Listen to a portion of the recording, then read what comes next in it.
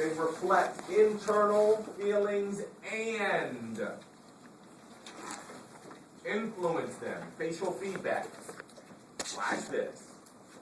Facial expressions reflect and influence expressions of how we feel. You all have probably seen the experiment done before. You don't feel upset. Watch this. You don't feel upset. But if you ask somebody to make a mad face or an angry face for 120 seconds, after 120 seconds, you begin to feel the expression. Yeah. Deep. It fosters communications with others. Fellas, how many times have we asked our significant other, honey, what's the matter? Nothing. Honey, something really isn't. Nothing. Signals intentions to others. And it enhances infant survival. What does that mean? That the baby watches the mother's face for his. That's the how. But I'm asking, why do facial expressions enhance infant survival? Because the baby knows if it's in danger or not, depending on like if the mother is scared or. Well, the baby can't speak. Constant, you're in the lane, but you're not quite getting to what this is getting to. Listen. Facial expressions enhance infant survival. So we're not necessarily talking about how the infant views mom or dad. Okay. We're talking about how the mom or the dad or the caregiver views the baby. Oh, okay. And because, were you going to say that, Marisol? Go ahead. No other means of communication. So Yes, there are no other means of communication. Excellent. The baby can't talk. No. So the mother becomes an expert at looking at the infant and saying, you know what, she's miserable. She's hot. She's cold. The baby ain't saying nothing. But the expressions are... Right? You just have to just looking at a board full of expressions. The baby constipated? The baby look constipated. The baby hungry? Honey, but no. And the guys, we usually don't get it. And the mother would just be like, honey, I think she's hungry, right? The baby's crying, and we're like, what's the matter with it? And then the mom says, I think she's hungry. How does she, the baby didn't say, I'm hungry. So they're able to survive by giving these expressions. Watch this. This is deep. And the social scientists across all cultures studied infant expressions. And they showed that the same faces that the grown woman makes are graduated or mature expressions that the infants make. Remember, the primary emotions are across the board. All right, cultural and social limits of readability of facial expressions. People are better at identifying emotions expressed by others in their own ethnic, national, or regional group. Check this out. This is deep. I'm totally okay with multicultural dating. I'm totally okay with that. How can I not be? I'm African, Cherokee, Indian, and English Irish. There's no way in the world I could have a problem or should have a problem with multi-ethnic or multicultural dating or, relations or what have you, right? But what's interesting is that, and you can't use all and every, but most of the time, the reason why persons of the same culture or ethnic group have a different type of compatibility is because of the cultural norms and rules, the traditions, what they're familiar with. They're able to recognize the verbal and the nonverbal cues. Does that make sense? Yes.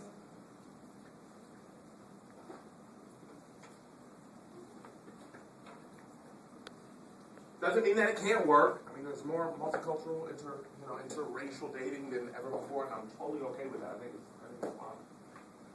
It just speaks to here, we're talking about facial expressions and the nonverbal cues and all of that, the readability and the recognizing of facial expressions.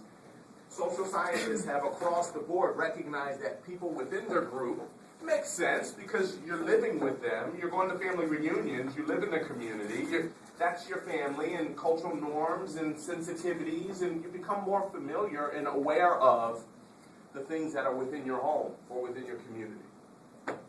Within a culture, expressions can have different meanings depending on the situation, different interpretations depending on social context.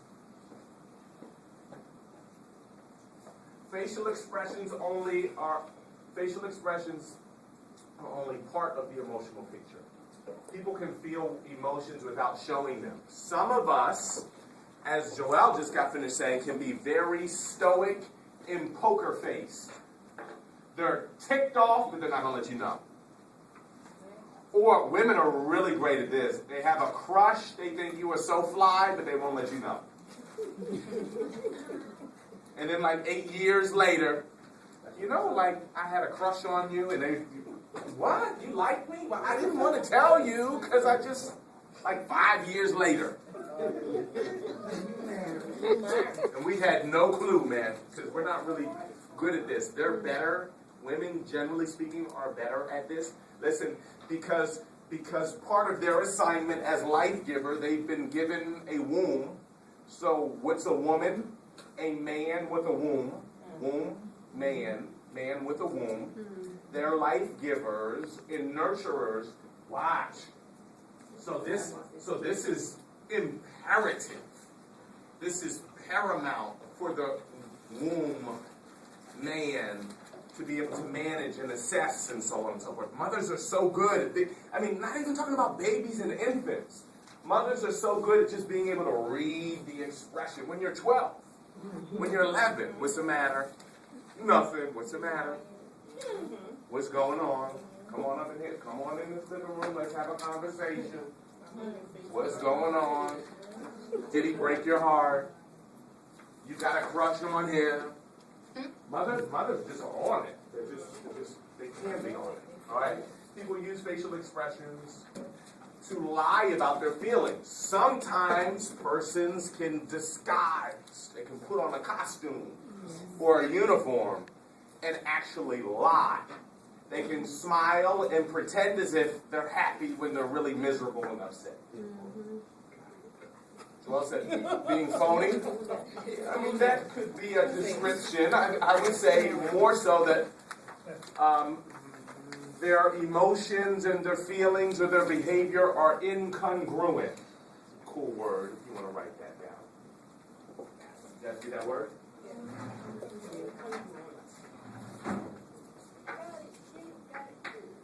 In means not.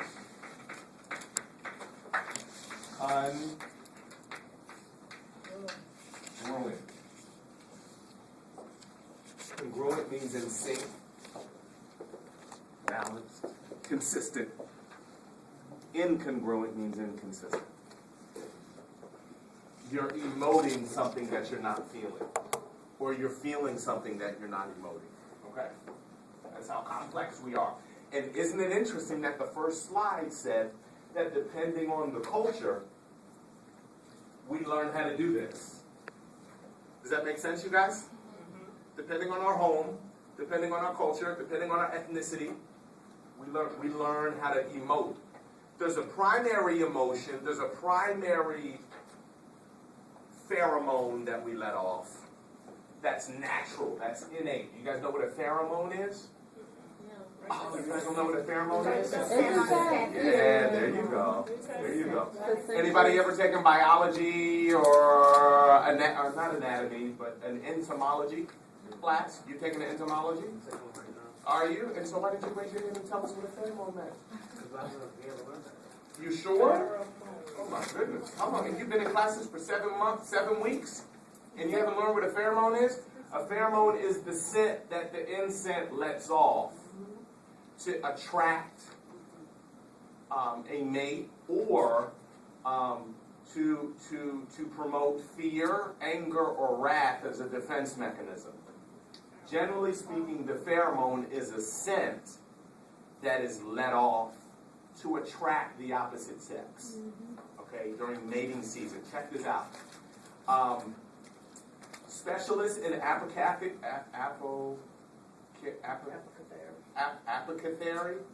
perfumery, scents, oils, they study entomology and pheromones. And the putting together of scents based on personality type, personality characteristics. Do you all realize that before Jay-Z or P. Diddy or Calvin Klein put together a fragrance, they have so much self-analysis and evaluation done on themselves? Before LeBron James came out with his scent, he had to do a battery of tests and inventories. Listen, so that his pheromone was LeBron's and not Professor Kobe's. It had to be the scent that is truly his. And so that's kind of where that comes from. That, you know, we emote. We have an emotional. We disseminate emotions that communicate and articulate who we are and how we're feeling. Emotion in the brain. Perfect segue. Which parts of the brain are involved with different aspects of emotion? How do you all pronounce this? Amygdala. Everybody say amygdala.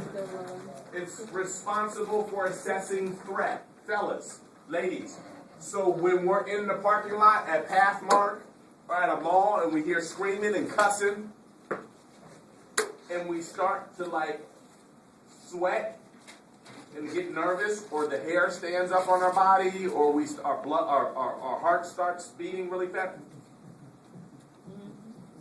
And we were just chill. We were just coming out of the mall. You just got yourself your little blouse. You were feeling good on your Saturday. And you done came to the car, and all of a sudden, people are cussing, fussing, and fighting. And you can't find your keys, and your keys are in your hand. That's because the amygdala is communicating to the to the central nervous system. It's a bear, run! It's a crazy man. It's a carjacking. It's your health. It's your safety. It's the amygdala.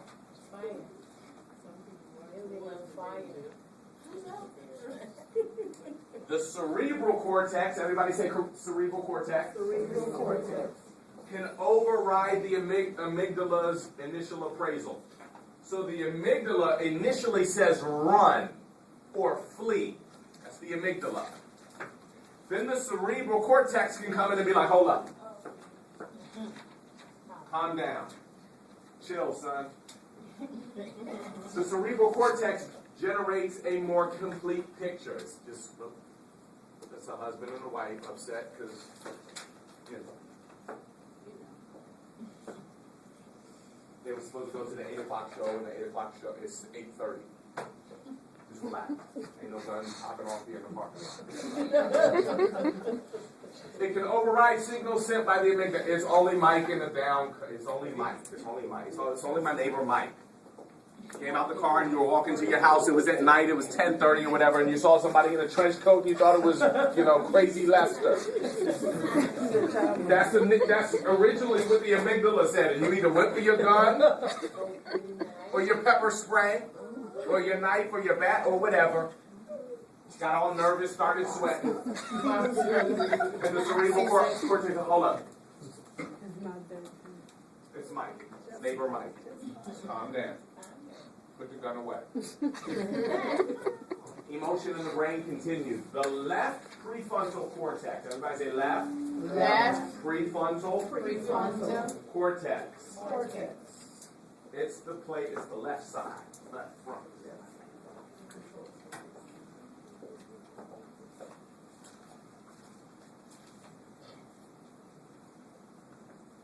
Your right prefrontal. Alright? So your right prefrontal cortex says peace, flee. Okay? The left prefrontal cortex says stay and fight. I'm going to approach. You know what? I'm going to approach you. That's the left. We're going to deal with this. We're going to have a conversation like right now. Okay, that's the left. Okay? The right says, I'm going to say something that I don't want to say.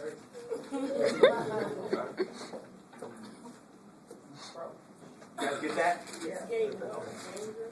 Neurons for imitation and empathy. You all did a good job on your reflection tables and getting this down. It made a lot of sense.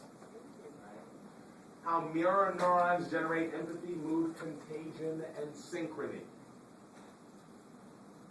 Remember we had talked about emotions and behaviors being congruent. Just means synchronized, in sync, consistent. All right. Who can talk to me about mirror neurons? What are mirror neurons? Some of you all did well on your reflection papers when you were describing mirror neurons. What are mirror neurons? Just don't read to me what's on the board. Like, explain mirror neurons, the concept to me, how you understand it. Anybody? If you want to look at your reflection paper, you can. That's why you have it.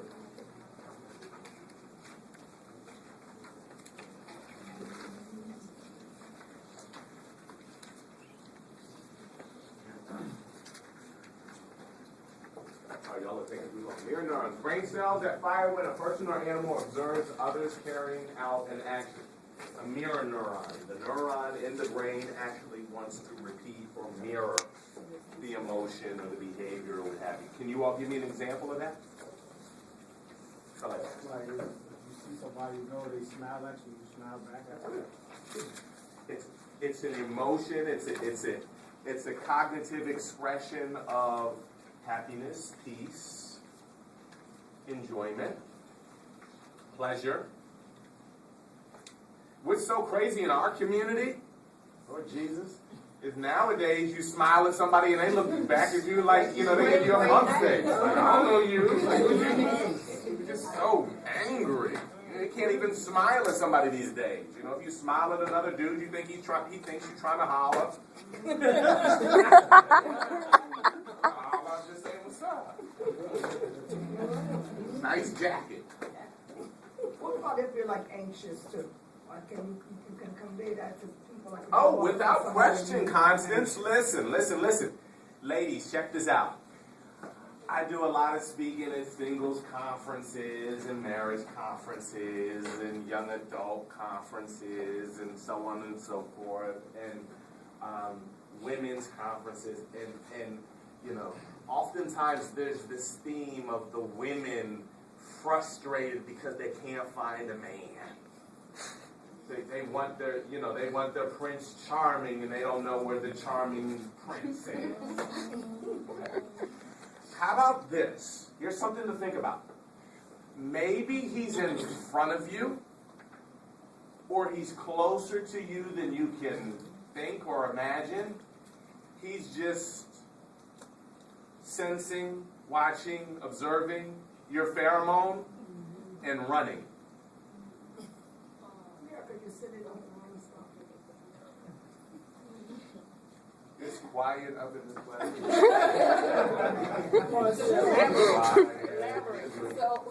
So look. So if what you can, who has a book bag? Can I use your book bag? Okay. Can you zip it up so everything don't fall out when you get mad at me? Okay. Ladies, if this is your stuff that you carry around with you, and part of the stuff in your bag is, I can't find no man. You don't think we're going to see that when we come in your presence? You don't think we're going to smell that? All these men are dogs. Can I really trust you? You only want one thing. You didn't even say anything. Say hi yet. You didn't even say hi. You don't think we can smell that? Yes. Watch this. Check this out. That would be called a self-fulfilling prophecy. You guys remember? We studied that. It's a belief or a concept that ends up playing itself out cyclically. Watch. You have a belief, you have an emotional expression, you have a belief about you have a belief about others, and it's perception, not necessarily reality. But the perception has become your reality, and you carry it with you everywhere. And so you want a man, but you can't get no man because you're scaring the man off. Look, she said, but what if? Well, I'm not talking about the what if. I'm talking about this situation where she's scaring off a man. I'm not talking about others. I'm not talking about others. There can be other situations wait a minute, that's not the lane I'm in right now. That's right. That's not the lane that I'm in right now. There can be other situations. You're right. I know where you're going. There can be other situations. I'm not talking about the other. I'm talking about she a hot mess. And she's mad that she can't find a man. And she's blaming it on the man. And it don't have nothing to do with the man. It has to do with the fact that you a mess that's hot. And before you complain about the man, you need therapy. That's a wonderful place for the class to say amen. Amen. That's the lane that I'm in. That's right. Okay. I think you get my